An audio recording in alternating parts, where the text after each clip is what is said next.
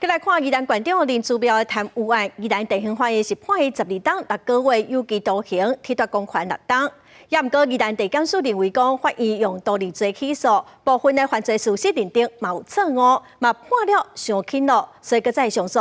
林志标嘛表示讲，伊家己嘛已经提起上诉，望讲二审会当判无罪，嫌疑清白。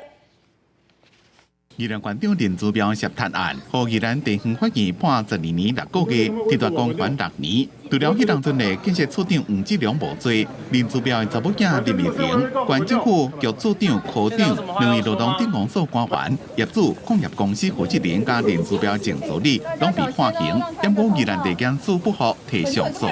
那本届15位被告，本署就其中14位被告于昨日提起上诉。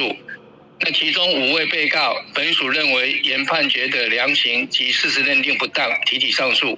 另外9位被告，本署就原判决的刑度提起上诉。检方的上诉书最差已经送到宜兰地方法院。检方认为宜兰地院毕竟起诉条件有错误，部分犯罪事实在认定上有错误，而且判决的刑度伤轻，所以针对林志标、林美玲抑个县政府官员等涉案被告提上诉。一审无罪黄志良，检方也认为无罪事实有错误，最终上诉。矿业公司负责人的刑度，检方无意见。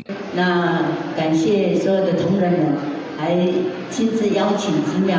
那呢，我呢，真的讲谢谢所有的同仁们。林志标伫咧县政府新村团拜时阵致辞，虽然伊一审被判刑停职，已经无组织县政府的会议，不过也是参加县内大大小小活动，也一直伫咧公开场合替家己发言论。林志标讲，针对涉贪案已经提出上诉，强调伊是清白的，要拼二审无罪。